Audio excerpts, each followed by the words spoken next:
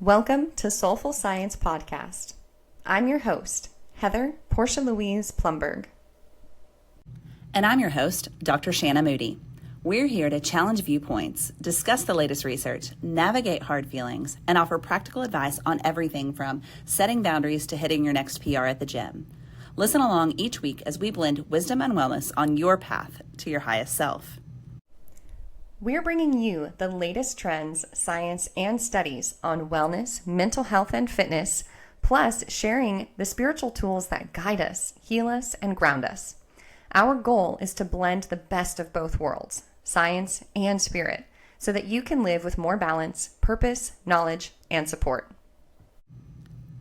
You're tuned in to Soulful Science, your source of uplifted living where empowered women unite knowledge and intuition.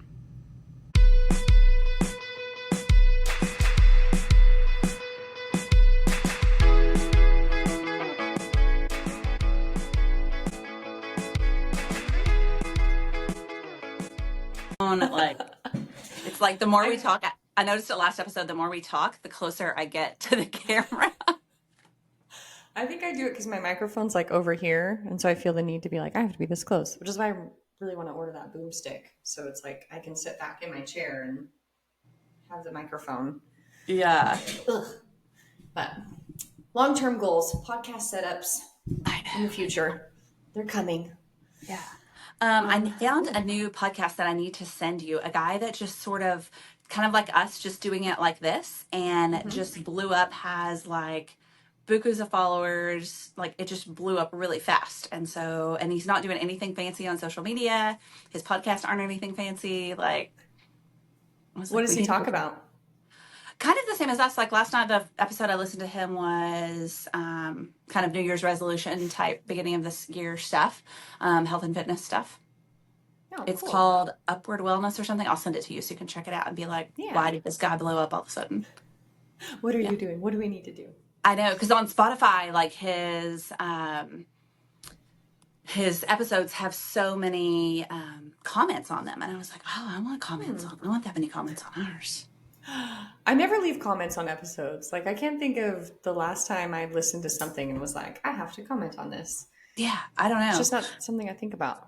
He had, I guess, had a big gap in between a couple of episodes, and he was talking about the reason that he was out was that his father had passed away or gotten sick or something, and like so many comments about, oh my gosh, I'm so sorry, and I went through that same thing, and so it was really a lot of empathetic stuff, but it was interesting, I guess, because he got real and got personal. Yeah. We definitely do that here. Yeah. We are never real and personal in this podcast. No, not at all. Not at all.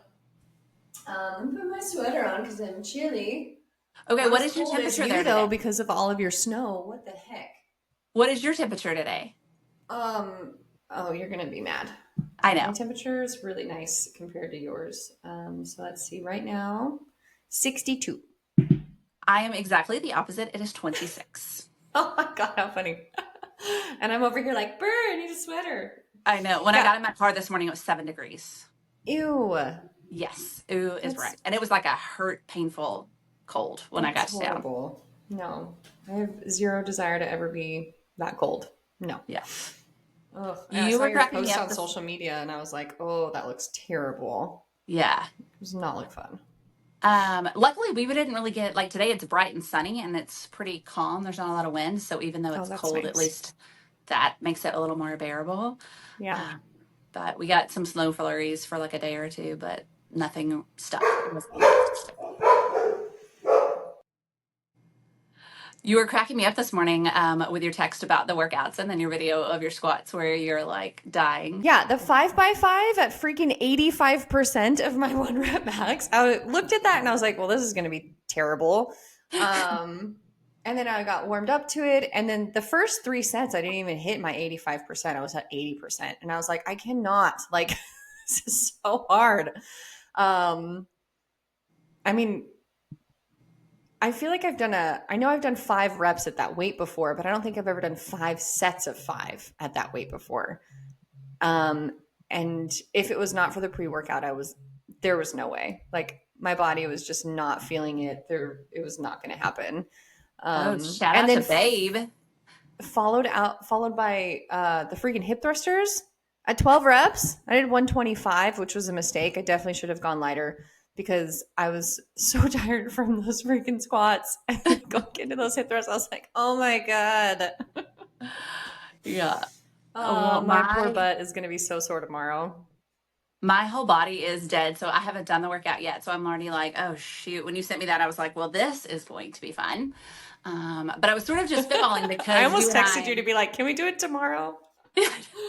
well, you and I are in such different training places. So I was sort of just spitballing with the workout and just playing around with it and trying to figure out what we could both do that would be interesting. But No, it was great. I like the little emom at the end too.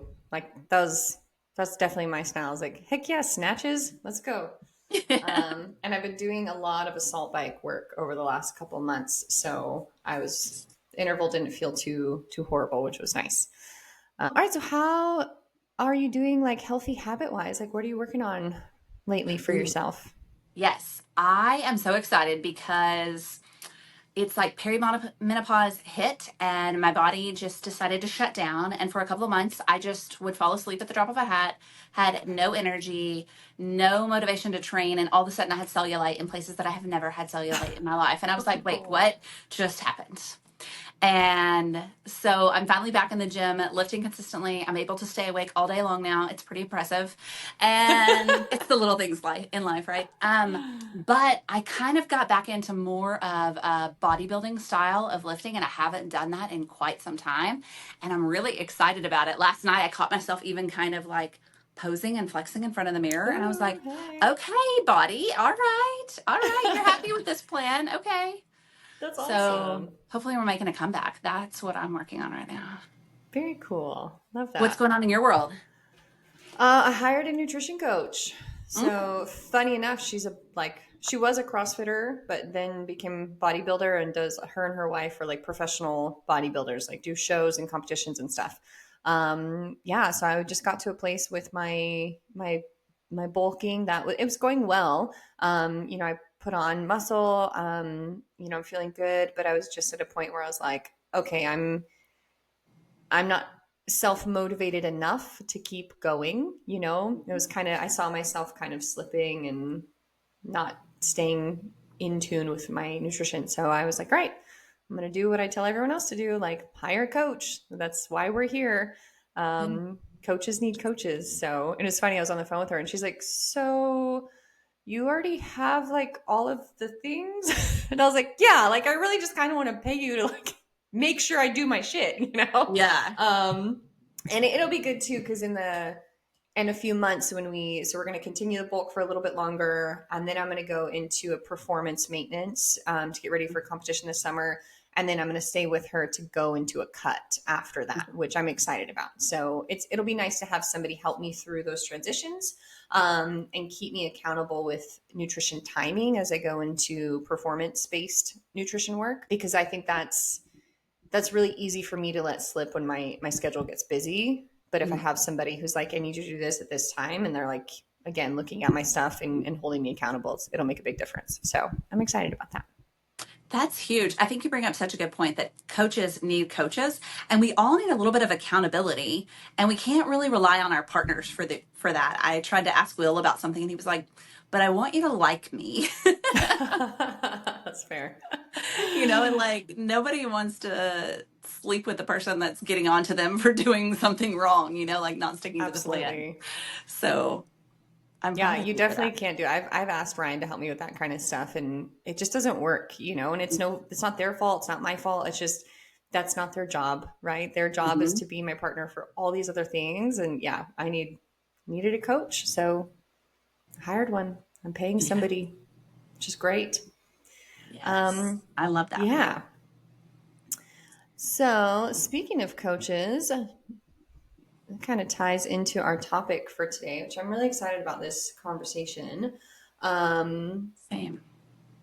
I had somebody, so I shared that Instagram post with you that kind of kickstarted this idea for this conversation. And I had somebody come up to me at the gym, and he is a former competitive CrossFit athlete, competitive Olympic weightlifter, and he came up to me and he was like, that post was really something I needed to see, and just went into this like very vulnerable conversation with me about this topic, about what it feels like to be at a high achieving level of a sport and for lots of different reasons lose that, whether it's an injury or retirement or COVID or whatever the thing is that drew you away from being able to do it. And it was just such an eye-opening moment because he was talking to me and I was like, I read it from the perspective of being a performer, and I never even looked at it from, even though the post was about athletes, everything that was on there was actually how I felt being a dancer. And so it's just cool to realize like there are so many of us out there who were professional or almost professional, you know, in some type of high achieving field of athletic performance. And then when you come out the other side of it, we all just sit around and twiddle our thumbs like, okay, now what? You know, what do I do now? And I think you mentioned this in a podcast episode before that we did, and this is actually years ago when I first wanted to start a podcast. I wanted to title it "You Are Not Your Label" because it was during the time that I was actually going through this process. COVID had just happened. I completely lost my job as a dancer, choreographer, performer, and that was everything I was doing full time. And I remember trying to navigate like, well, who am I? You know, because my label is, oh, that's Heather the dancer. Oh, she's a dancer. Oh, you're a dancer. And so to lose that, I remember sitting there being like, what am I without that label? Which prompted me to do more digging into that, and then circle back 5 years later. Here we are having this conversation, and it's like, yeah, like it really is a process of learning to not just remove that label, but accept multiple labels, like accept that we're multiple things and all things and no things all at the same time, and we don't have to like have just this one thing that makes or breaks us. And that even goes back to what we talked about in our very first episode about how we became friends and how COVID, kind of brought us to Alpine and that we were stripped of everything. Because when you got to Alpine and people didn't know you as a dancer, you were like sort of offended, right? And same thing when I joined the gym and people didn't know that I was a fitness professional, like I was sort of offended, right? Like you don't need to talk to me like I've never been in a gym before. So yeah. So I think that's the thing. We identify so much as that label that we've given ourselves or that people have known us as. And without it, we're sort of feel like naked and exposed and vulnerable. And we don't really know how to identify ourselves. Yep. I do remember that. I remember just this ick of like, and it wasn't even that bad because I was also a yoga teacher when I moved to Alpine. And so I instantly became like, oh, you're the yoga teacher. You do yoga. And I was like, ew. No, I'm not. Like, yes, I teach yoga, but like, ew, no, I'm not the yoga person. It's like I'm the dancer. Like, but nobody knew me as that. That was just my label that I was carrying around. But I think it's really cool. I was asking the people that I work with, I was asking them because the owner of the gym where I work was a professional tennis player and turned professional coach, and now is CrossFitter. And then her wife, who's the general manager, also played pro soccer, became a coach, now a CrossFitter. So I was just asking them, like, you all can relate to this. Like, what was that process like? And it was just an amazing reminder that there are so many people who went through this and have gone through this and are continuing to go through it in so many different levels. And I felt like that was probably, all the research that you and I did before this episode. I was like, I think that's the biggest piece, is that it's not talked about enough. Nobody brings to light what we all go through in this process. It's just kind of like, oh, you don't play football anymore? Well, like, okay, go do something else. Just go coach. Just go do this. And it's like, no, there's like, that's your whole world was just completely uprooted in so many ways. It's not I'm just going to do this now. And I think we really need to bring more awareness to it. One, for athletes and performers who are in it, and two, for our support system, for people who are our family members, our friends, our partners. It's like, it might not feel like a big deal to them when I didn't go to an audition because I'm not a performer anymore. Or the fact that like I can't go watch the Nutcracker live because I cry. And it's not because it's like, oh my God, it's so beautiful, I love it, which it is. It's this horrible feeling of jealousy is not the right word, envy. Mm-hmm. And it's like, but that should be me. I should be on that stage. I should be doing that.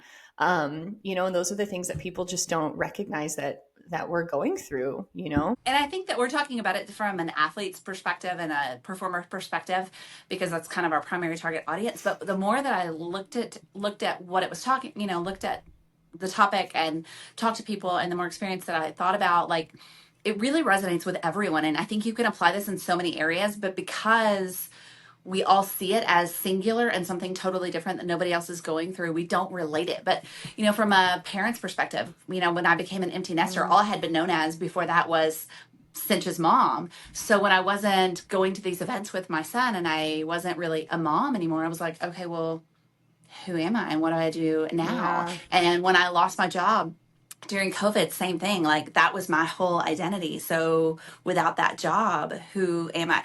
So again, the steps that we're going to talk about today apply to athletes and performers, but they also can apply to anyone. And that's Yeah. the universal thing about this. Like you said, so many people are going through this, but because we're not talking about it, nobody can relate to anyone else, and we can't share those experiences and have empathy for others, or give them, our advice from our perspective of us going through it, because it's not talked about. Yeah.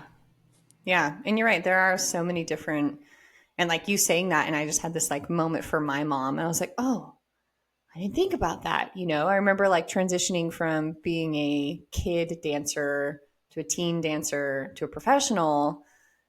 And like, I remember being like, I'm good, mom. Like, I got this. I got this. And like, I didn't even think about like, that must have been so hard for her because she spent my whole life since I was 6 years old doing those things for me. She did my hair. She did my makeup. She organized my stuff. She made sure I had all the things. And then when I got older and I was like, I can do it myself. Like, that must have been a really hard moment for her to be like, oh, so what do I do?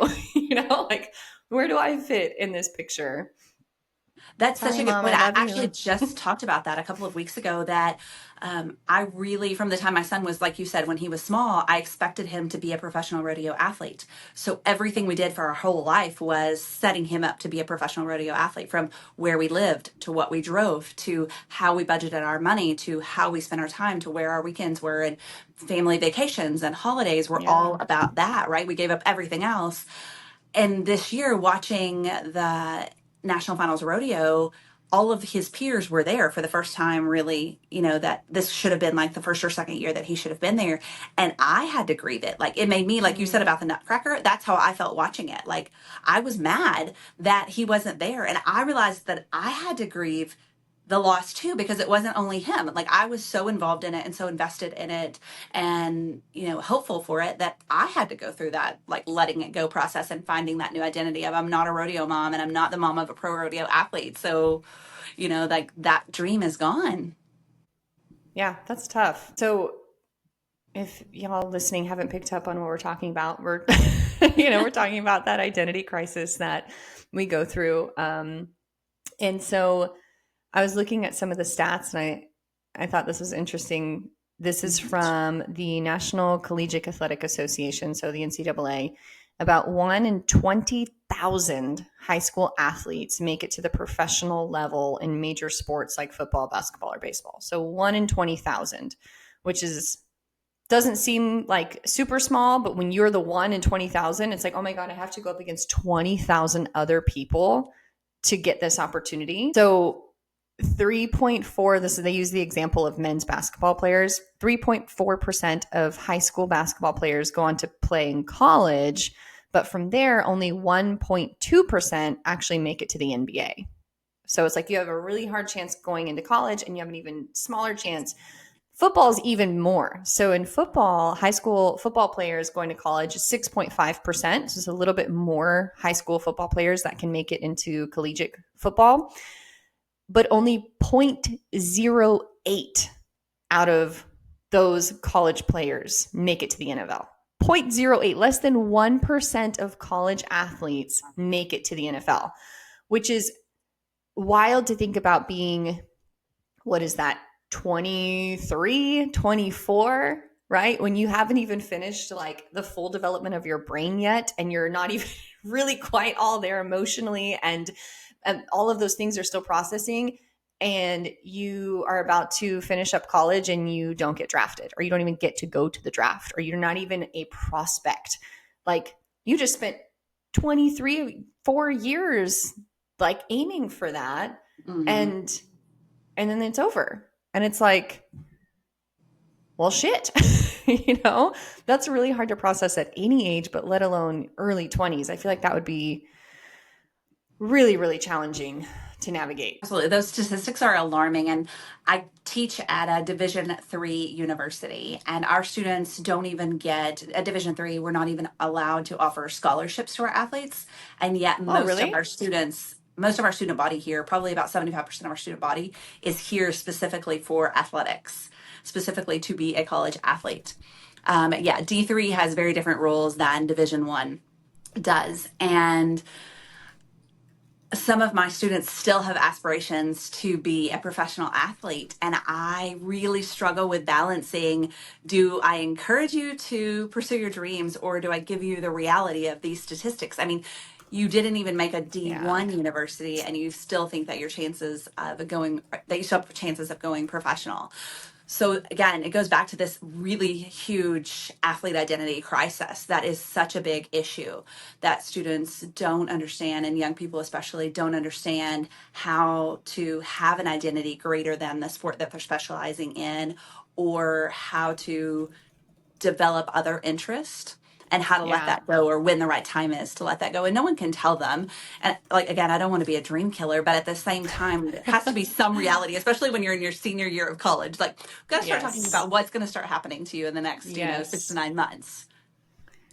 Yeah. So I think I was kind of torn like with this episode, like which part should we talk about first? And since we brought that up, I think it would be good for us to talk about, like how do we help young athletes and performers and anybody who's trying to make it in a field that requires basically all of them, their time, their money, their everything. How do we prep them for the idea of that? Like, how do we get them prepared to, like, yes, give it everything you've got, think like a champion, go all in. And also, you have to be prepared that this might not work out, and if it doesn't, that's okay. um Major thoughts about this. Go for it. Both from like the parent perspective, from the professor perspective, and then also from working with athletes all the time. Number one, I would say is that as parents, we need to validate our child as our child, not as our child athlete, right? We Yeah. need them to we need to reassure them that we love them for them, not for their performance. And we can't let our feelings be involved in the wins and the losses and how well they performed. And I know that's a big struggle for everyone. You want to celebrate your athletes' wins, um, but it can't be the only thing that they get acknowledgement for. So that's number Yeah. one from the parent perspective. Number two, from the parent perspective, I would say that we need to diversify our children. We live in a society, and I will get on my high horse about this every day and twice on Sunday. We need to stop specializing in sports so young, and in performance or any kind of, Yes. area, performance or sport. We need to stop doing it so young. I would admit that this is probably one of the biggest mistakes that I made as a parent with my own son, is that I wish that I had made him try more sports for longer and more activities for longer. I did good about getting him to try stuff at least once, but he wouldn't stick with it for very long. And as soon as he was like, okay, check, I tried that, then he was ready to move on and stick to his one specialty. And for a couple of reasons. One, because they need to develop multiple interests, and they need to learn that there is more to life, that life is this, we live in this great big giant world with so many cool things that we can try and do. And then number two, they've actually shown that if you look at the percentage of athletes who make it to college and who make it to the pros, they didn't specialize early. They played a variety of sports, because your athletic skill develops better when you play multiple sports. And you're less likely to have injuries, which, like I see Yeah. all the time with my friends with their kids that specialize in just one thing. They're hurt all the time and constantly Yeah. battling. And we rely on sports to be this 365 day a year thing instead of having seasons like we used to have and breaks and downtime. And our kids don't have Yeah. any free time at all, ever. Between academics and performance, there is no downtime. And that's when kids figure out who they really are. That's when they Mhm. explore. That's when they get creative. That's when they really have to do some internal work that is missing. I mean, from any perspective, I think all those points are really important. The the biggest thing I think we miss is fostering opportunities to discover, like you said, who am I? Like, let them develop that. Like, they get to decide, what do I like? What do I don't like? And like you said, the only way to do that is exposure. Like, get them into different things. One thing I will say that I loved that my parents did is if we signed up for something, we followed through. So it's like, hey, you want to play volleyball? Cool. You're not quitting mid-season. Like, you're going to play volleyball all year. And there's times where it's like, I don't want to do this. But they made us finish everything we started, and they were very encouraging of like, I ran track, I played volleyball, I was in band, I was in dance, I was a cheerleader, all of these things. And looking back as an adult, I'm like, I don't know how my parents did that because I can barely organize my life with two dogs. Like, I couldn't imagine like trying to run kids around right now. But like, you have this thing and you have that thing, and I have 100 things to do. And so thank you, mom and dad, for being amazing. But I think that without that exposure, I would have had a much harder time going through my transition from, being a professional performer to now being a trainer, coach, CrossFitter. It would have been much harder. It would have been, it's hard enough as it is. I couldn't imagine not also loving sports, like I love being athletic because I was exposed to that. If I was only exposed to dance, I don't know that I would be able to do this as well. I think the other piece of it too is we have to encourage uh, just having access to information and encouraging kids to continue to learn, right? Like, and I'm not saying like every kid has to go to college. I didn't go to college. I got my associates, and I love learning. Like, I love to learn and consume information. And I think that has allowed me to really have a better transition in my career choices and has made me much more adaptable to be like, I can manage this and I can be a supervisor here and I can work in that industry, and being able to take all these different things that I've learned not only through sports and dance, but also just from I love to read. And my parents instilled that in me. They really encouraged reading and growth and learning outside of school. And I think that that's going to help people, if you're a professional athlete, also have this secondary thing where it's like, yeah, and I'm also reading this book on finance because I love math. Weirdos, whatever, like, good for you.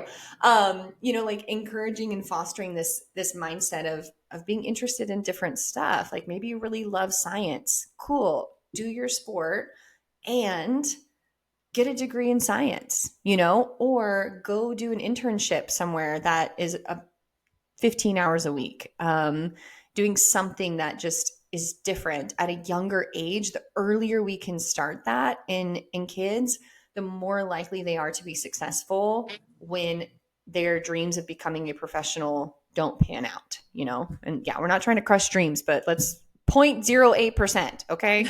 NFL, like that, no one's going. Yeah, and there are 8 million high school athletes in the U.S. Yeah. So 0.8%, I mean 0.08%, that's crazy. Yeah. The other thing that you said that I think is really important is that you talked about like not just other sports, but other things like the learning process. I am a professor of kinesiology, and our major is the one who helps support people that want to be physical therapists, athletic trainers, coaches, so forth. But I can't tell you how many of my students, and I don't want to shun people from majoring in kinesiology because that's how I get paid. But Yeah. so many of my majors only major in this because they only know sports and they don't know anything else. And so they don't really Yeah. know that even what they want to do. They just knew that they needed to pick something that was sports because that they didn't understand. They didn't have any concept of any other subject. Yeah. That was my interest in kinesiology. Like, that was the only reason I like when I when I thought about going back to schools, I had moved to Florida.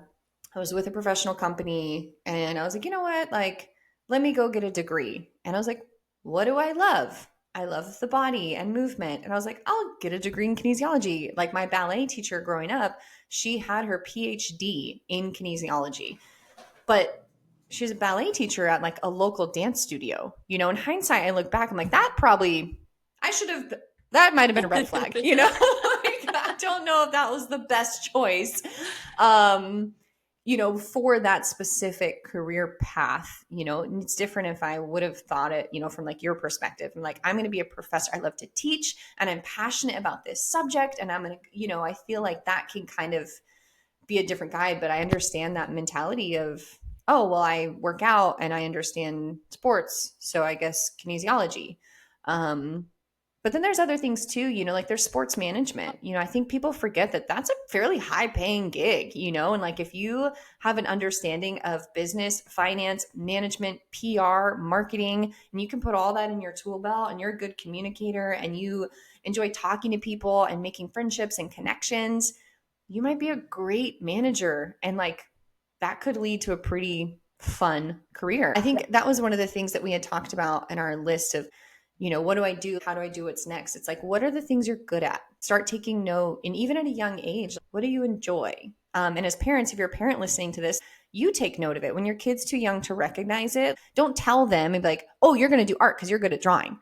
Just keep a journal and be like, they like to draw. They don't recognize it yet, but they like to draw. Oh, they like this, they like that. And then as your kid grows, you can nurture and foster those things and create access for them so that as they get older, they'll be like, oh, yeah, I freaking love to draw. And I'm going to go take some art classes and I'm going to sell paintings on Etsy as a side hustle and make a ton of money while I'm also trying to be a professional soccer player. Mm-hmm. I don't know who that person is, but they have a great life. There's a ton that you can do with a kinesiology degree, and I actually get to teach an explorations class where we just explore the field of kinesiology and look at the multitude of options. But it's so disheartening to watch how many of students out of my major that I lose because they came here specifically to play sports, then they majored in sports, and then they get injured. And now what do they do when they can't play anymore, or they don't make the team, or something else happens? And not only do they now not have their sport, but most of them will drop out of college because that was the sole reason that they were going to college, was just to play sports. They really could care less about going to class or earning a degree or what they were going to do. Most of them, even a lot of my athletes will say, I'm not here for the degree. I'm going to take over my family business. I just came to play baseball. And they still are holding on to that identity so tightly that I work at a private school. It is not cheap. And again, there are not sports scholarships. So they are literally paying hundreds of thousands of dollars to play a Division III sport because their identity is so embedded in that, and they just love the sport so much that they can't give it up and they don't know how to move on from it. And how much of that do you think is from the parents kind of pushing that? I don't know. That's the one thing that I really haven't heard yet. And I would love to talk to some of these D3 parents about, like, how do you make the choice? How do you have this conversation with your kids? What was the process to get them here where everybody's on the page that your student is, or your child is going to go to school to play sports, and yet the degree is meaningless to them? Yeah, like I wonder if the parents, I mean, because you always hear about parents like living vicariously through their kids, right? And it's like they had a dream that didn't come true, so they're going to help their kid make that dream come true. And when you have a scenario like that where, yeah, you're Division III, like the chances of you going actually pro are so low. As a parent, you have to recognize that. I would think, like I would hope that the parents aren't like, yeah, this is worth all the money I'm spending on this degree because they're going to make it, you know, to the major leagues. And how much of that kind of pushes kids. I mean, I remember growing up with dancers and that was very much the case. Like there were some of these parents that were, I mean, you could see dancers that were just so miserable. Like they were not happy, but they were too young to know how to quit, right? And they didn't really have a chance to because their parents forced them to. They would keep signing them up and keep, you know, oh God, you remember that movie? Did you ever see Center Stage? the dance Oh, movie. no. Oh, it's a classic. It's a great movie. Very like, early 90s drama. But there's this character in that movie and she's stereotyped, but it's not an uncommon story where she is this beautiful, wonderful ballerina and her mom didn't make it. Like her mom didn't make it as a ballerina and she really wanted to. And so she raises her daughter. Her daughter goes on to become, professional. She gets into this company and all these things. And the daughter ends up quitting. Sorry for anyone who hasn't seen the movie. Spoiler alert. But it's because she was just wildly unhappy, but she didn't have the ability to do it until she was older, right? Because at that age, I mean, these dancers are going pro at 18, up until very recently, and it's still kind of there. Our careers were over at like, oh, you're 26? Ugh, that's old. Sorry about it, and these, I don't know, I think about if your school, how many parents are telling their kids that they have to, or Well, and because maybe it's they just the they have parents. hopes. Maybe it's just the parents so desperate for their kid to get a degree that they're willing to do whatever it takes to get them in college to get the degree. Yeah. When I went to college, my parents, neither one had a college degree. So for them, I was getting a degree no matter what. Like my parents were like, you are going to college. There is no choice. I don't care where you go. I don't care what you major in, but you are going to get a degree. And I think there's still a little bit of that in society of you have to have a degree to be successful. Yeah. And I remember like the kind of the joke in education world is the master's is the new bachelor's because so many Yeah. people now have a bachelor's degree that you've got to have a master's to be a step up. Yeah. But then we see the people who are actually really financially successful in the world do not have degrees. Yeah. So there's just this juxtaposition. But when you were talking about that movie, I really thought you were going to ask me if I had ever seen Dance Moms, and it made me really want to know about Oh, your perspective on the reality show Dance Moms. all right. Here's my perspective. When I lived in Fort Lauderdale, I ran my own competition team for dancers. And it was in the contract that the parents and the dancers had to sign that during season, they were not allowed to talk about or bring up or converse about that TV show. That's how much I hate it. Oh, It is wow. Okay. a disgusting representation of, honestly, emotional abuse to children on so many levels. And it is everything that I hate about what happened to the competition dance world. It turned into this just unrealistic expectation. I mean, those kids were not in school. Like, they were getting tutored at home. They had private teachers. They were missing classes just so they could go be on TV. And it's like, you just ruined that kid's life. Like, and I just, yeah, I'm very passionate about how much I hate dance moms. I think the parents, what they did is disgusting. I think that they exploited their children in so many ways for fame and money. And then you add in the dance competition world in general, even outside of that show, became. I mean, I remember seeing 6-year-olds doing a solo at a competition. I'm like, I'm sorry, if you haven't learned to dance as a group and you don't understand that all of that and you can't work with each other and you're also 6, like I don't need you on stage by yourself yet. But also, why are you in a bikini? Like, why are you wearing a two-piece? You're 6. I don't need that. You can still show me how good of a dancer you are and be dressed at an age appropriate costume. So I feel like the dance competition world has just taken this turn of everyone's trying to be famous and everyone's trying to be dance moms and everyone's trying to, you know, be the best they can be at such a young age. And the downside to that is, let me Google this. I used to know this statistic off the top of my head because I had a dancer who I used to work with who was 14 and getting hip surgery. Mm. And I remember looking up the statistic. Let me see. I didn't realize that show came out so long ago. It was in 2011. Yeah, it's old. It is old. All right, we'll have to look it up and like post about it. There was this ridiculously high number of dancers under the age of 18 having hip surgery. And It's because they were being, I'm not trying to like shit on dance teachers out there. Like, I understand, I have been a dance teacher, but everyone was so, and still is, trying to just make these kids do choreography and do it well enough to put on Instagram and do it well enough to put on social media. And they're asking really high level skills of very underdeveloped dancers that don't have the strength yet to do these things, because they're also not being educated on the strength component. They're lacking technique. They're lacking so many things that lead them to this.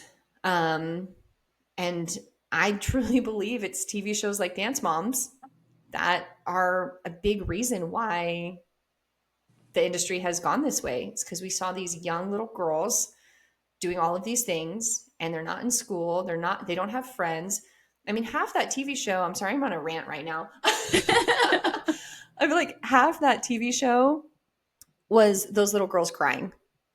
Like, they're just crying the whole time. And I was like, how horrible and sad to take this beautiful thing in the art of dance and ruin it for this. Okay, I'll stop. I could keep going. Well, I'll tell you that you're making me happy. We got approached about being on a reality show for rodeo families. And they picked out these three families, and our three boys were all close in age. And at that time, they were all roping together. They kind of had this like, okay, these two would rope together and then they would swap. Anyway, they all were just sharing horses and roping together. And so they wanted to do a reality show about us. And we actually went through 2 rounds of interviews with them and video calls with them, to see if we were interested in doing the show and if it was going to work.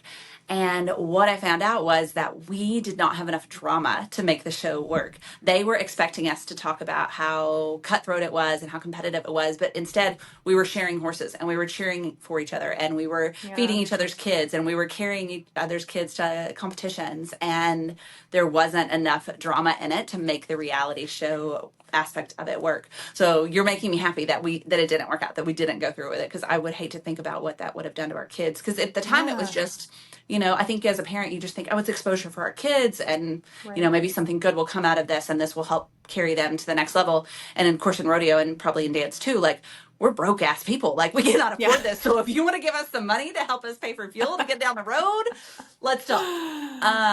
Because it is a struggle when you're that dedicated to something to pay Yeah. all the fees and everything that's Yes. associated with it. So again, It's going back to what I wildly said, like, expensive. when you're the parent of one of these people that's really specialized and you think has the potential to make it pro, you invest so much into it. There's no turning back. I think that you're right about where the parents maybe not even live vicariously through them, but you get so invested in the dream that it becomes your dream, and you're like sacrificing your paychecks and your time on the weekends and your friendships to help them, that it becomes a goal for you too. Yeah. I mean, like we talked about, like, I don't think I've ever thought about it from the parent perspective, but yeah, you are financially invested. You've spent so much money, and I'm sure it's hard to sit back and be like, cool, just spent so much money for years, and now you're done. You're not going to do that thing anymore. And now we own all of this stuff. I'm sure rodeo, it's the same, right? It's like my house is like, cool, you have 100 million pairs of tap shoes and ballet shoes and jazz shoes, which we've replaced every single year since you were 7, because they're, you grew, and you have leotards and tights and costumes and makeup and the list goes on and on and on. And it's like, and we just throw all that away now, like all that money. Yeah. I I don't think I could. I think I'd have a hard time as a parent with that for sure. I think in theory, I'd like to think that I'd be a really good mom to be like, absolutely, like whatever your heart desires, that's what I want for you. And then I would look at my bank statement and be like, we spent $300,000 on this in the last 2 years, so I think you should keep going. Like maybe you try again. Yeah. Um, And so what about talking about this from the other end of it? So let's say you accomplish your goal. Maybe you, like, I think Michael Phelps is the best example of this. If you look at Michael Phelps, he trained 6 hours a day every day from the time that he was a very young child until his 30s. And 365 days a year. He did not take days off for just Yeah. a few seconds of competition in the pool. And yet, every time, like, he's the biggest advocate as far as athletes go about mental health before Simone Biles came along. But he talked about achievers syndrome of, okay, now I've done all this and I accomplished what I set out to do. But kind of like you said earlier, now what? Yeah. So whether you make it or whether you don't, you still are going to get to this breaking point of, now what? Yeah. What, I mean, and you put it up on this pedestal that it's going to be this big life-changing, life-altering moment, and then you wake up the next day and it's back to square one. Yeah. Nothing in your life changed. You've still got to go back. If you want to keep competing, you've still got to go back and keep training. If you don't, again, now you're like, okay, now what? That's all I worked for my whole life. That's the only thing I focused on, and I have nothing else. So what do I do with myself for the rest of my life? Yeah. There's a post-performance depression Mm-hmm. that people get, and it's not just at the end of your career, but it's consistently throughout, right? So the highs and lows of, being at the Olympics and winning a gold medal. And then, like you said, maybe for the next couple of days, you've got reporters, you've got things, but then on the backside of that, you come home and it's like, where's all your praise? No one's cheering you on. Nobody's high-fiving you. Nobody's like, oh my God, you're amazing. I love you. It's just like you have to kind of sink back into regular life. And I would say that's for most people, right? Yes, even the stars like Michael Phelps, Simone Biles, they still feel these things as well. They still have those extreme highs and lows. But I would have to assume that there's a little bit of a difference from, you know, the NFL quarterback, starting quarterback, and the NFL player that's like second string. Like there's a big jump, I feel like, from Travis Kelce, who's a superstar. He's a celebrity now. So now you're constantly in the limelight. You can't go outside without somebody taking your picture, which has its own slew of things that I'm sure also affect mental health. But I think that can continue to potentially feed that little monster, that ego monster that we kind of crave. We want that. We want people to notice us. We want to be good at what we're doing. We want to, like you said, we're achieving something and I got a high five for it. But then the rest of the team, it's like, I couldn't name a single one of them. I have no idea who plays on your team. I could walk past you on the street and you could be dressed in your full uniform. And I'm like, is it Halloween? Like, what are you doing? And so I wonder if it's harder at certain levels in different ways for each person, which I'm sure that it is. But in the rate and speed of information and the volume of information today, it's hard for anyone to stay relevant in any area.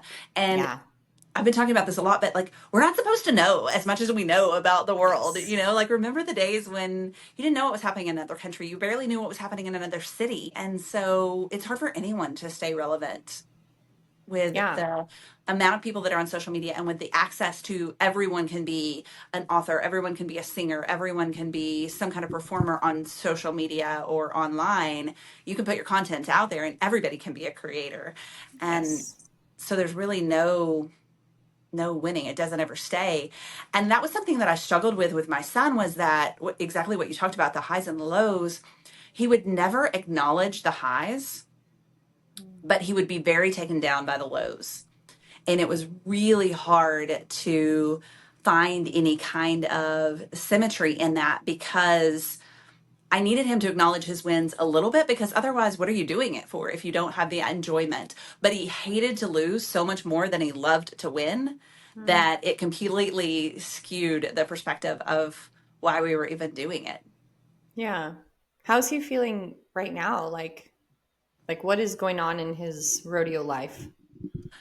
He's actually not competing. And I think a lot of it has to do with exactly what we've talked about, that it was all he did for so long that one day he was like, do you know how much fun it is to just go out on the golf course and like ride around on the golf cart and drink a couple of beers with my buddies in the sunshine and like no stress because there's nothing riding on this golf game? And he was That's like, I didn't cool. even, and he went on his first vacation that he'd ever went where it didn't involve a horse. And he was like, what? You can do this? And so I think there's still a little struggle of, like, I think that he bowed out of competition for the wrong reasons. I think that there's going to be a part of him that regrets that always. But at the same time, I'm Yeah. glad that he's finding some life outside of competition. There's different pieces of why we all leave, right? I think the big picture is usually people are like, oh, they got injured or they retired. There could be so many other reasons. And there's athletes out there, performers who, have what my friend today called it, unfinished business. I mean, that's what I feel. Like, I definitely feel like I have unfinished business in performing arts, even though I hardly even touch performing arts anymore. I maybe go take some dance classes, but I have this tug every time I think about it that's like, I got to go do that. I'm supposed to go over there and do that thing. But I think that's important for what we kind of talked about, or what we listed in our notes for this episode, is what do you do, right? Like, what happens next? How do we navigate this? And there's always different paths for people. So we kind of talked on parents, and anybody who's a caregiver for a young child that is really into a sport, or some type of, they're a musician or whatever, like, nurture that, but also make sure that you're providing them with other opportunities to explore different things and be creative. But then if you are the person that's gone through this and it's like, well, shit, I I've always been a football player. Like, what am I now? I think the first step that's really important is you have to acknowledge the grief. You have to feel your feelings, right? And be okay. Well, you don't have to be okay with it, but you do have to let it happen, because the more you push it aside, the more you pretend like, oh, it's fine, it's fine, it's fine, it's fine. Just like any other emotion and any other situation in life, we know that that doesn't end well. We know that that festers, it's going to pop its ugly head up somewhere else in your life in some other capacity. So sit back with yourself and be like, this fucking sucks, but I guess I'm not a professional dancer anymore. And then cry your cries, get your tears out, and then sit with that as long as you need to. I think that's the other thing too, is there's no rush on that. There's no timeline that says, cool, you get 1 week, and now get over it and go be an accountant. Like, go do something different. Like, this is probably going to be something that sits with you for a long time. Like, your son will probably carry a little bit of guilt forever if he never, goes back, or whatever happens. There's probably always going to be a time in his life where he's like, man, I wish, or whatever that looks like. Mm-hmm. And recognize that the process isn't linear. Just like we always, Yeah. the stages of grief are the same, whether you're grieving someone that you lost, or even the loss of a sport or your identity. You still have to recognize that you're going to go through these stages, and that it's not going to just be this straight line of, okay, it sucks right now, and then in the end you're fine. It's going to be like, oh, I think I'm fine, and then, oh crap, it hits again. So here it comes. But yeah, feel the feelings, stay there, but you can't get stuck there. I think that's step 2, right? So it's like, okay, I felt my feelings. I'm angry, I'm sad, I'm whatever. And like you said, I'm going to circle through those a million times. But then I think it's important to find somebody to share that with, which is one of the reasons why I'm really pumped about us putting this episode out, because I want people to know that, like, you're not alone. Other people go through this, and people can sit with you in understanding who have been there. And so it's important to either, one, find somebody who's been through it, find a therapist, find somebody that you love and trust and who can be there to just hold your hand as needed. And then in that same token, or the other side of that coin, I guess, if you are the loved one or the friend or partner of somebody who's going through this, like, please just show up without input. Like, initially, right? Wait for them to ask you for help. Wait for them to come to you and say, okay, I'm ready to kind of explore what life looks like outside of my past identity. Because the last thing that I want anyone to tell me when I'm going to them and saying, I'm really upset because I'm no longer in the performing arts, or whatever the words are. Oh, well, you can just do this, or, oh, it'll be fine. Just go teach dance. Just go be a teacher, right? Like, shut up. I don't want to be a teacher. Like, I want to do this thing. So I think it's important, if you're listening to somebody who's going through that, just sit with them and be like, yeah, that fucking sucks. And Be an I'm here for ear. you. Yep. Be an ear, be a shoulder. Don't be Mr. Fix It. Yeah. They don't need you to fix it for them. And that doesn't teach them anything. Everybody's got to go through the hard things. Today's parents, they call them bulldozer parents, because they try to just plow through any problem or obstacle that their child might face. And then the child never learns how to overcome hardships. And that's where we grow. That's where we get our Yeah. grit. That's where we get our resilience. That's where we get our determination. And that's really where we find ourselves, because when you're down on the mat and you've got to figure out how to get back up and what to do next, that's where you develop. And if your parent is taking that away from you, or your loved one is taking that away from you, they're actually doing you a disservice. It's not helping. So don't fix it for them. Just be there, Yes. like you said. Absolutely. Yeah, because I think then that's perfect because it leads into what I would consider the next step is like, all right, pulled myself up. Like, I got myself through that. Now what?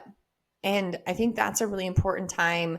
And again, if you were lucky enough to have people who helped raise you and allowed you to explore and be exposed to many different things, this next step I think is a little easier.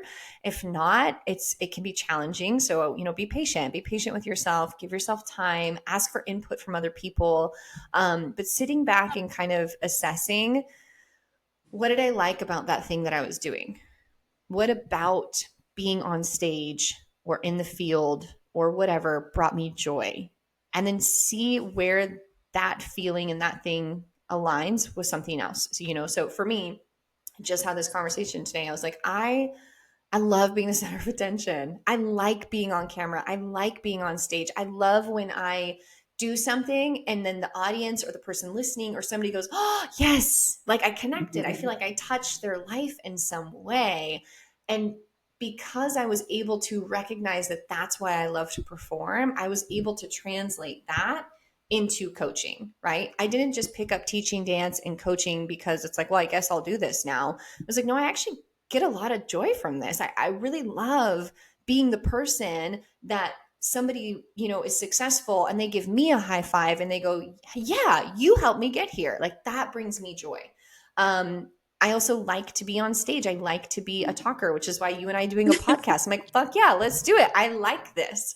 And so that ability to reflect on what it is about your sport or your art that you liked. What was it that was positive? Maybe you were the person who was always giving feedback in some way, not in a coaching way, but just like advice, some education. Here's a book I think you should listen to. Oh, here I heard from so and so. You could do consulting in some way. Like those are what people want. Like, hey, you are really experienced in this. I would really love your input and your advice. I don't need you to teach me how to do my job. I just want, what do you think about this? What is your background? You actually did for me just now in your discussion what I hope this podcast is doing for everyone. But I love the fact that you were like, I'd love to be the center of attention, because in today's society, I think that's shunned upon. You're not supposed to say that out loud, right? So the fact that you said it out loud made me so happy, because I also love to be the center of attention, right? Like I love to be the one talking. I'm much better a talker than I am a listener, working on it. But I just love to share with others, Yeah. I have so much passion that when I get excited about something, I need to tell you all about it and I need to tell you everything. But the fact that you said that really helped me, because just what we were talking about, that other people are going through what we're going through, and you're not alone, and you're not the only one that feels that way.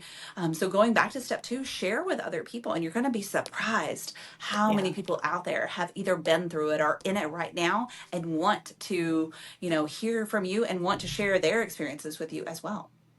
And like you said, it's motivating. And I think every time you hear that somebody else feels the way that you feel or understands you, we talked about our episode, the witch and the sex addict episode.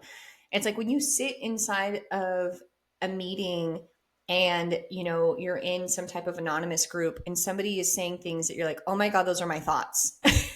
That connection that you feel is so powerful. And this is the same thing. It's like, oh, fuck yeah, me too. That's cool. Yeah. And I think, so again, that next step is this, like, okay, well, it brings me joy, like finding that out about yourself. Yes, I like to be the center of attention. Now, how can I be the center of attention and touch people's lives and be happy. Like what Yeah. does that look like? And And I I think think this is where you can also ask people for input now. You're probably ready for a little bit of input at this. You still don't need them to fix it, but you can ask them, like, what am I good at? What do you like about me? Like, what have you noticed about me? These are some questions that you can go to your friends and family with to ask for their input because, like you said earlier, like maybe a parent has seen something in a child that a child hasn't recognized yet. And maybe you've been so focused on your single vision of what you thought was going to happen that you didn't recognize it at the time. So a friend or a family or, a teammate even may be able to say like, oh, wow, I've always thought this about you. Something that you didn't even know. I had to close the door. Yes, this is actually, I think, a really good skill for practice all of the time, no matter what you're going through, is exactly that. Going up to somebody, people you trust. Usually, I think it's helpful in a work environment. So if you have a mentor or a peer that you work with or your boss, and you can be like, hey, what are my skills? And they ask us that all the time. Like you go to an interview and they're like, what are your top 3 skills? I'm like, I don't fucking know. I'm good at this. Give me the job. But after you've worked with somebody for a while, like I feel really confident that I could go to my boss right now who I have, fostered a good relationship with. I trust her. I respect her. I feel like I could go to her and be like, hey, what do you see in me that I'm good at? What are the skills that you think are strong? And I think what will surprise people is that they're going to say things that you probably don't recognize that you're good at. They are Mm-hmm. going to name things that most of the time in my experience when I've done this, people tell me something that I'm actually really insecure about. Like Mm-hmm. people tell me that my strength is something that I'm like, oh, because I feel insecure about that. So I'm like, there's no way I'm good at that. There's no way that that's the thing that you recognized first. So yes, I think you're right. That's a perfect time to just be like, okay, tell me world, like what should I be doing? How can I help? And then from there, start going and being involved. Go. I think I shouldn't say the first step, but I think a good place to start when you are ready to like go back out into the world, which sounds crazy, but honestly, that's how it feels, Well, yeah, is because you're start. usually going to isolate yourself and pull away when Mm-hmm. you've lost that identity, whether it was an injury that took you away from a team or a loss of a job or a loss of a, role in a performance. Like you're going to pull away, you're going to isolate and you're going to want to be alone and you're going to be embarrassed and ashamed because you feel like Yes. something is wrong with you. Yeah. So, yeah, you can feel there, but you can't stay there. And I think the 4th step is where it's really powerful that you got to put in the reps, right? You've just got to get your ass out there. You can't stay inside forever. So you said it correctly. Yeah, it is that you have to, and it doesn't have to be what you did before. If that's still a fairly fresh wound, like if you were going to the games for CrossFit, like if you're, and that's the elite. So for those of you who don't know, like the games is like these are the top 1%ers, and then you get an injury. Obviously, yeah, you're going to pull back. So what I don't recommend is like maybe don't go back to a CrossFit box just yet. If that still feels very like, ugh, if it doesn't, if you're like, hey, those are my people and I feel safe and loved and nurtured by them, heck yeah, go back in there and get in that box. But find something that's different. Like go axe throwing, By the way, did you and Will go axe throwing? No, we didn't get to. Okay. We'll So circle back to disappointed. that. I need you Yeah, to go. I know. But go do an activity that is still, I think it's important for people that have lost a little bit of their identity through an active sport. So as a dancer, a musician, anything that uses the body, it's important to get back out into the world in something that uses your body in a slightly different way so that you can start to learn that your body is capable of so many things. Like, no, maybe it's not going to play volleyball the way that it used to, but you might be really freaking good at yoga, right? Like, go take a yoga class, go grab some friends. You might be a new marathon runner. You might love pickleball, which everyone loves now. Yes. Um, so start getting into groups where it's still something in the body because, and I think we forget this too. My conscious mind and my body mind are not always on the same page, right? Like my conscious mind is going to go, well, it's not volleyball, but my Mm-hmm. body's like, we're moving, woo! woohoo, you know, like the body doesn't care. The body's just like, yeah, this feels good. I remember moving like this. I remember these pathways. We're doing something. And And movement even, changes your chemistry. So we yes. know that your feelings and your those emotions and those hormones that dictate the happiness, like those are going to be changed by moving your body. And I think like I'm teaching an adapted PE class right now, and I was studying about unified sports, which is where able-bodied and people with disabilities play together on the same team. And Yeah. one of the things that I thought that they brought up was so interesting was that oftentimes they'll have like your highest, like if they're playing a unified basketball team right now in UIL sports, it's the same as your regular game. Like they go compete against other schools, you can make it to state and nationals, all the things, right?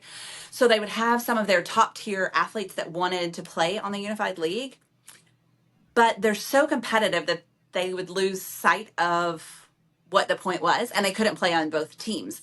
So one of the ideas that they gave, and I think this is so relevant to what we're talking about, is to try a completely new sport for everyone, where everybody's on a level playing field of no one's Oh, done that's this before, cool. right? So Yeah. like you said about pickleball, I've never played pickleball, and I've never really done racquetball sports or any kind of racket sport. So for me, that would be completely starting from, like an even playing field where no one is good at it. So everybody is Yeah. starting. Oh, I think that's great. There was a woman at the gym the other day. I forget what we were talking about, but she said this statement where it's like, everyone's a beginner once. And I was like, heck yeah. And I think we forget that when we become experts at something, when we become professionals in our field, we forget what it feels like to be a beginner. And I Mhm. think that's so important. It's important for your ego because, like, some of y'all need an ego check. Go be a beginner. Um, and it's helpful to remember that like everybody was a beginner once. Mhm. Everybody. I don't care how good they are at what they do. They all started at zero. Mhm. And I struggle with this because I'm a perfectionist, which actually also plays into this same topic of a lot of these kids who grow up being kind of pushed or titled or labeled. And it's like, you are this. They actually become perfectionists because they're seeking such a high level of achievement that it's an all or nothing approach. And so I really struggle with like I have been trying to learn the piano for like a million years because that is my like love. I would love to play the piano, but I struggle with it because I'm not good at it right away, which Mhm. duh. Why would I be, Um, but it is really hard for me to keep going back to it. It was fine in the beginning when I was a beginner and I was like, cool, I'm a beginner. I'm going to start to learn this. And I was doing pretty well. And then as I kept messing up and as I kept not doing well, I find myself continuously not going back and trying again. And I'm also trying it solo, which is hard. If I was with a coach or a teacher or in a group class, I think that that makes a big difference. So, yeah, being a beginner and then being a beginner with other beginners helps you stay in whatever it is that you're trying to do. Mhm. I'm trying to learn to ride horses, and it sounds so stupid to say because I raised a cowboy and I'm married to a I'm like, cowboy. I'm sorry, wait, you don't know how to ride a horse? I What? know, right? But so this is a funny story. So the first time Will and I went to do anything horse related together, he just threw me on a horse and thought he just assumed that I knew what to do I just because assumed. yeah. I totally And thought you knew how to ride a so horse. I totally fell off in front of everyone. Oh no. But I was being like your typical like tourist, right? Like I had a drink in my hand and I had my camera taking selfies and Stop. videoing, and I'm just taking it like it's like we're just going for a trail ride, right? And the cattle took off, and so everybody took off. Well, my horse knows Will, and so the horse that I was on was Will's horse. So when Will took off, the horse went with Will. Yep, that's what they And I do. was not paying attention whatsoever. And he was like, "Oh my God, I thought you knew how to ride. Like, I'm so sorry." And I was like, I raised a kid to ride, but I was doing all the other things, right? I was opening the Yeah. chute. I was taking the ropes off. I was untying the calves. I was videoing the runs. I was cleaning the barn. I was doing the laundry. I was cooking the food. I wasn't the Yeah. one on the horse, right? Yeah. Um, but so I can relate to being a beginner completely. And it's so frustrating because it comes so easy for both of them and it does not come Yeah. easy for me. And so I can completely relate. And it is really frustrating, but that's part of it, right? With your piano and with me writing, like that's part of it is having to make ourselves do something that is frustrating. Yes. Yeah. And which relates back to what you were talking about is if you didn't get that as a kid, right? If you are not raising a kid right now that teaches them how to work through that frustration and building resilience in that, Mm-hmm. I mean, they're never going to learn a new life skill. They're Mm-hmm. always going to default to being angry, frustrated, quitting, giving it up, or, asking someone else to do it. Um, Speaking But of horse riding, when I was in Alpine, I've always ridden horses like my whole life. And in Alpine, I was like, okay, I actually want to like take lessons. Like I want to get good at this. And the horse I was training on is a retired cutting horse. And I didn't know what the hell cutting was. Now, mind you, I was just like, I want to be good at riding horses. I don't know any of this rodeo language, cattle stuff. And so her name was Farah, and she's a cutting horse.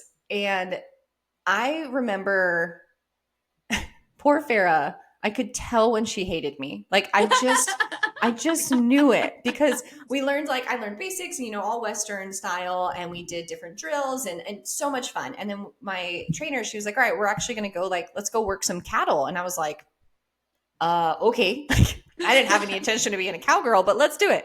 And so we were working cattle, and now retired cutting horse knows her fucking job. Like this yep. horse knows what she's supposed to do. And I'm on there trying to be like, maybe I don't think what, and like, she would just get so pissed off because she'd want to do it. And I would do something else. And at one point she almost bucked me off. Like I could feel her. And the trainer's just sitting in the arena laughing at me. Like this was in the Alpine or the Sol Ross arena. Okay. And she's just laughing at me. And I was like, I'm going to die here because I'm actually a pretty good rider. Like I can ride, but I cannot do this shit. Like it was really hard. So yeah, learning new skills on any level. I can ride a horse. Please don't ask me to separate one cow from the rest of the cows because I won't do it. Oh my gosh, that's hilarious. I don't know if I can picture you on a horse. I haven't seen this side of you. Oh, really? Oh, I'll send Nuh-uh. you some videos. I'm actually like good. Like I'm a pretty good horse rider. Again, just like normal riding. Don't ask me to do crazy stuff. One of my dreams, Ryan, it's really cute. He always brings this up. We started doing, where was this? Oh, the Highland Games, the Scottish Highland Games. They had a bow and arrow, like an archery station. And I've always wanted to learn how to do that. I was horrible, by the way. I held my bow upside down 2 times. Like 2 times. I was sitting there and I was like, why does the thing keep falling? And she's like, you have to turn your bow the other way around. And I was like, oh, okay. So, but it's still something that I'm like, I want to learn how to do this because my dream is I want to be able to ride a horse and shoot arrows from the back of a horse. Like Okay. I want to be like one of those people in the movies. Yeah, that's my lifelong dream right there, is to be in a movie riding a horse as a stunt woman shooting arrows. So Well, I want to be an Olympian, and we know that I'm not athletic. We've talked about this many times, but I still want to be an Olympian. So we can all have our dreams. you can do it. Maybe you and I need to have our own conversation with ourselves, like we were talking about with the kids who are not going to make it Right. to the pro level. How realistic is this? The other day, my students were like, you could probably be an announcer for the Olympics because you talk a lot. That's maybe how you're going to get to the Olympics. Maybe you'll get to carry the torch. You'll be a torch runner. That'd be cool. Yeah. That would be cool. Okay, so talking about finding the athletes, helping former athletes or people that have kind of lost their athletic identity, helping them find new pathways, I think it's important to build on what you developed as an athlete. And sometimes this is one of the things you mentioned. We're going to work on resume writing and career workshops this week in class. And athletes actually make the best employees, or the best, like business people, because they bring in some inherent skills that they've learned that people who didn't play sports didn't get, So generally people who have played sports understand discipline and hard work better than someone who didn't play sports. So you're usually going to be a better worker because you'll put in more effort. You're usually more achievement oriented and you don't like to lose. You're usually pretty competitive. So you might be better at something like a sales job. Athletes have much better success in the business world because they just bring some inherent skills that somebody who never played a sport didn't learn and hasn't experienced yet. And they're really good at discipline. They have a work ethic that has a greater capacity than a non-athlete. They have better time management skills. And you know that even from performing, right? Like if you're going to perform, you really have to be on top of when you're going to eat and when you're going to change clothes and when you're going to do your work and when you're going to finish all these things.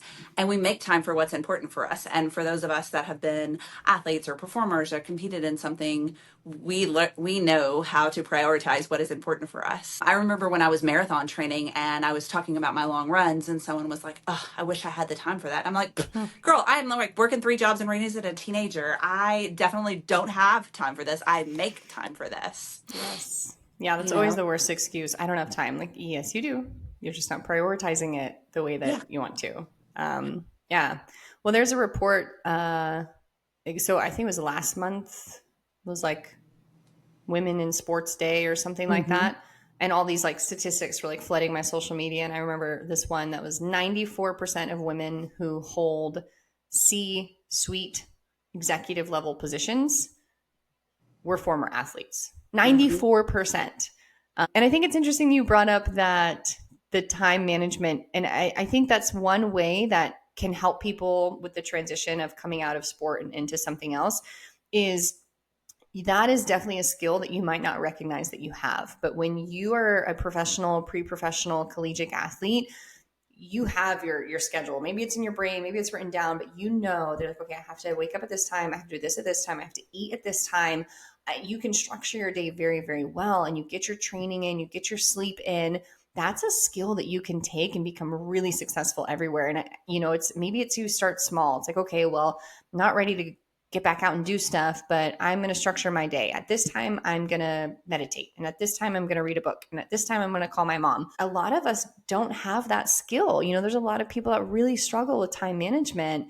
And so being able to implement that and help yourself regain control over your day can be really, really helpful, especially when you're used to somebody else kind of yelling at you all day long and being like, be here at this time and do this and bring this and da da da da.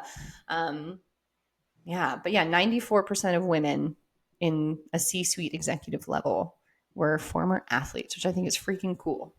Mm-hmm. Some other skills that athletes have that they may not recognize is they have the soft skills. So when employers are hiring nowadays, they're generally not looking for hard skills. They don't need you to know how to program a computer or how to operate a certain machine or do specific things, because usually you're going to learn that on the job. Most of the technology that's developing is developing so rapidly that you're not going to learn that in college. But what they do hope that you have are these things called soft skills. And those are the things where athletes really excel. They're usually better at communication. They're usually better at teamwork. They're usually better at leadership. And these are the top skills that employers and companies are looking for when they are seeking out new leaders and, employees for their companies. How do you suggest that people put that on their resume, or like what are some ways that they can bring that to an interview or bring that into their field, so that those soft skills are kind of shown off in a way? Mm-hmm. I actually get my students to take a personality assessment test, which, I love all of those and we talk about them all the time. But I usually use that to help them figure out some specific soft skills that they can list about themselves that don't sound so generic, or maybe some Mm, alternative words for leadership. And then I make sure that they have a story to tell that exemplifies that skill. Everybody can put down, I'm a disciplined and I'm good at time management and I'm a great leader. But if I ask you about it in an interview, can you give me an example of that? Can you really yeah. demonstrate how you've utilized that or how you've played that out? And so that's one of the things we'll work on in class, is have them do some mock interviews with each other and practice discussing their skills and writing it in their cover letters as well. Your cover letter is a chance for you to expand on what's in your resume and to set you apart from somebody else that has the same degree or the same certification, the same years of experience. What have you done that's different? And so this is a chance where you can really tell them, like, I've helped grow this by this percentage, or I've helped lead a team to do this. And I so wish can that you you were describe my it? teacher when I was younger. Like, I needed these skills. I know. I I think a just lot of people wish. can benefit from that. Like, I don't even think that when I'm doing, which I thankfully haven't really had to do a resume in a very long time, but um, I never thought to be like, what's a different word for leadership? I'm just like, I'm a good leader. I'm this. But yeah, that's a really good skill. Yeah, I just hope that what I'm teaching them in their freshman year persists through their senior year, where they can Yes. actually use it. We usually appreciate these things more when we're older than when you do when we are younger. Yeah, What is it that absolutely. saying? Youth is wasted on the young. Yes. So true. Cool. I think we covered a good chunk of stuff about this that I was really excited to talk about. Yeah. I want you to talk a little bit about, you had some interesting statistics about the mental health implications of this. And that's something we Hmm. talked a little bit about it with like Simone Biles and Michael Phelps, but what about the average person? You know, we talked about that there may be a grief and some struggles there, but what about the actual like struggle of people? I think you had a stat in there that was really alarming. Oh, it was about suicide. Yeah, so I found, we kind of touched on this a little bit, like the post performance depression, but it's also like post career depression, and that can lead to so many different things in terms of your mental health.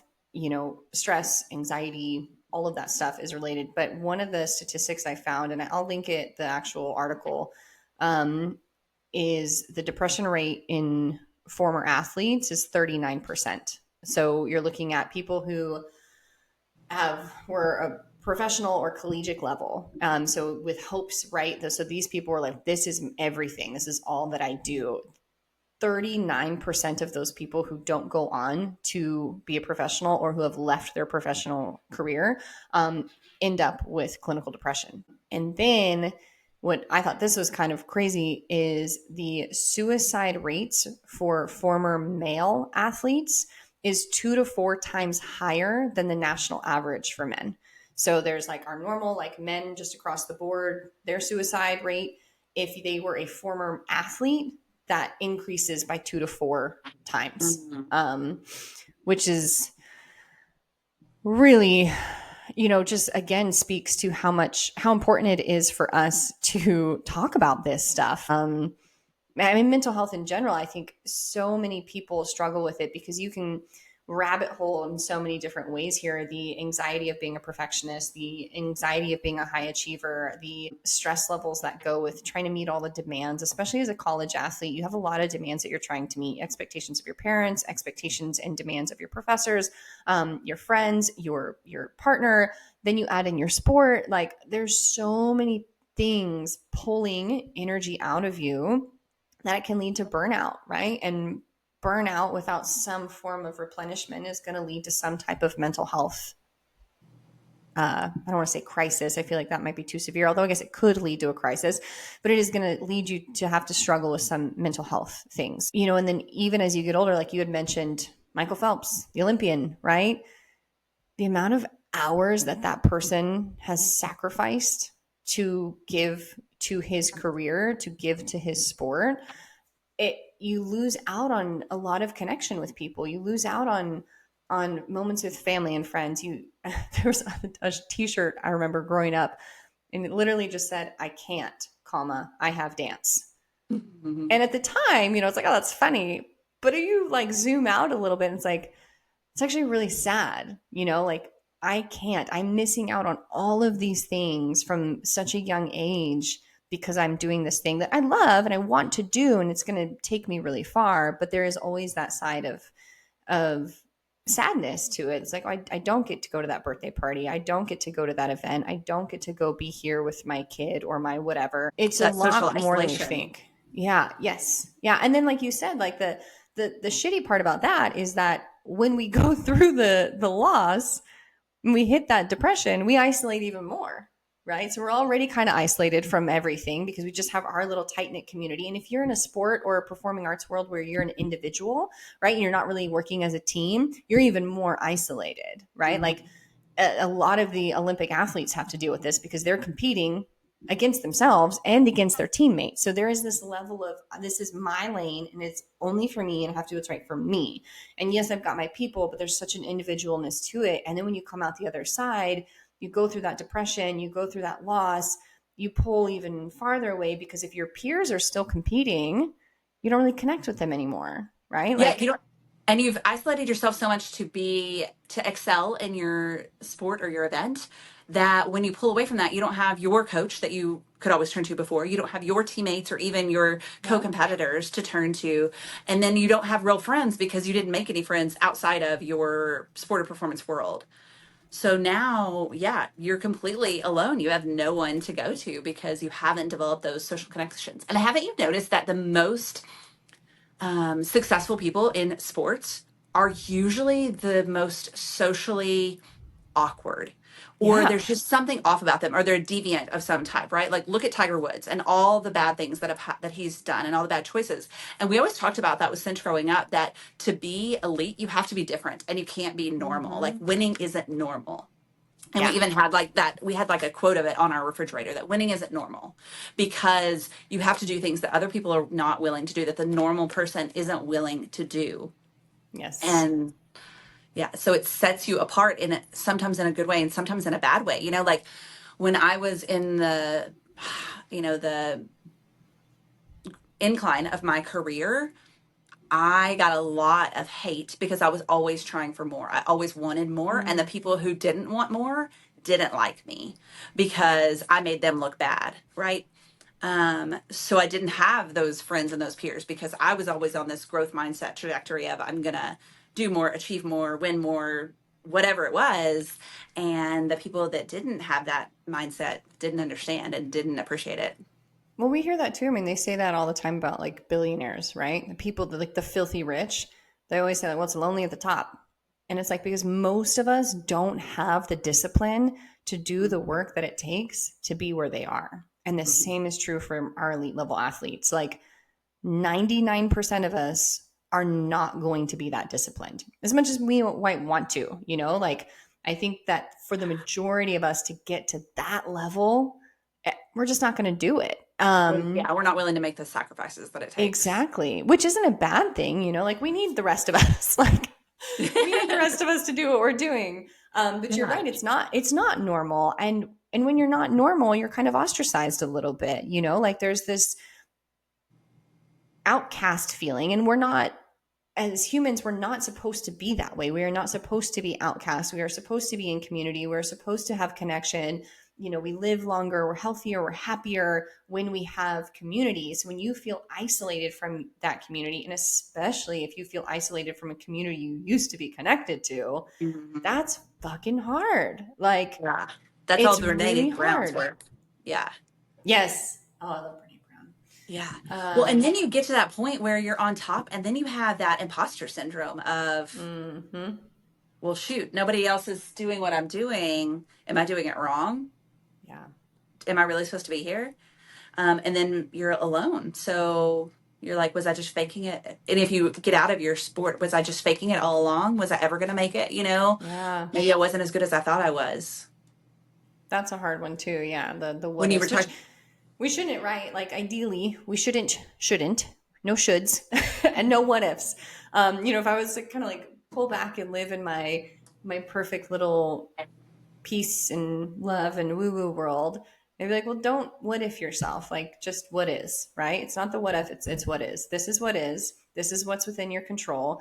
This is reality. What are you going to do about it? Let everything else go because you can't change that. And I know that's much easier said than done. And it's a lot easier for me to say that now, 4 years removed from leaving my career as an artist. Like, if you had said that to me 3 years ago, I'd be like, well, you don't know what you're talking about, and I should be doing this. Like, um, so it does, you do kind of see more and more, I feel like blinders come off. Like initially you have blinders on and it's just like, oh, I have to be doing this thing. And what if, and why was I not good enough? And what if I had done this differently? And what if, you start to pull back a little bit, time does heal. You see the bigger picture and it's like, okay, but what is, and how can I be present right now? And what can I be doing differently right now that's going to lead me on whatever path I'm supposed to be on? That was my spiritual TED talk. which leads me back to my point from episode 2 to bring up what we talked about. That in episode 2, we talked about joining a 12-step program and how I think Mm-hmm. everyone should go through it regardless. And I think this is a great time that people could go through it because in the 12-step program, you start and end every meeting with a serenity prayer. And that is, Yeah. grant me the serenity to accept the things I cannot change and the courage to change the things that I can, and the Yes. wisdom to know the difference. And that leads to exactly what you were just saying, that, like, I've got to be where I am now, and I can't change all of these things, but what can I change? What can Mm-hmm. I actually do? Yeah. And I think my favorite part about that prayer is the end and the wisdom to know the difference, Mm-hmm. right? And like sometimes we don't have that without other people's help, which we keep circling back to those same 4 steps. Like sometimes you got to ask for help. You have to ask for guidance. You have to share. You have to get input, because we can be blinded. Like we talked about these college athletes who are, it's like, dude, you're a senior in a Division III sport. Like, if you're not going pro, like, you have to have the wisdom to know that that's not going to happen, and know what you can handle and what you can change and what you can do about that to make life look different than what you think it's going to be. That's actually the next topic that I hope we can cover on an episode is goal setting, where so many young adults, I have very few students right now in any of my classes at any level that can actually set a goal. Oh, really? Mm-hmm. They don't teach that in school anymore? Like grade school? I teach it every single semester in every single class, and they still suck at it. Weird. And let's talk about it. Yeah. We need goals. We need something to work towards. Mm-hmm. I like it. All right, y'all. Well, stay tuned. Goal episode in the future. Circle back. All right. I think we've tackled this one. I feel good about the information we've put out there. Is there anything else you want to add on to it, or? No, I think this was a great topic. Again, I hear about this a lot, especially with my athletes when they get hurt and they just don't know what to do with themselves when they're not part of what they used to be a part of anymore. Yeah, it's hard, but you're not alone. Like, we've been there. Definitely We've been all injured. been there. Like, it sucks, and that's, I think, really important to say. Like, it sucks, and it's okay to sit in the things that suck sometimes. Like you said, don't get stuck there, don't live there. But sometimes you just have to acknowledge, like, yeah, this sucks, and I'm just gonna be in the suckiness for a minute, and that's okay. Good luck, people. You are not alone. Share your stories. We need to know what other people have been through and how they got to the other side, because it gives us hope. And without hope, what's the point? Let us know what helped you guys, if you navigated through this, if you're going through it. What does that look like? Because everyone's story is different. And maybe you're like us and you like to be the center of attention. And now you got to go find a job that allows you to do that. So, or you want to be a guest on our podcast. Yes, absolutely. You can be the center of attention on our show. All right. I will talk to you soon. Always good to see your face, and have a wonderful rest of your night. All right. Bye, girl. Bye. Thank you for listening to today's episode. We are so grateful for your time, energy, and feedback. If you liked what you heard today, please share, subscribe, and like our podcast on all your favorite streaming services. Be sure to check out our show notes for references, books, articles, and other podcasts we love. Also, if you related to today's episode, we would love to hear from you. Send us a message on any of our socials or shoot us an email with your story. If you are interested in sponsoring, donating, or helping this podcast stay up and running, please contact us at soulfulsciencepodcast@gmail.com for details. Your support keeps us going. Remember, the journey to wholeness starts within. See you next time on Soulful Science.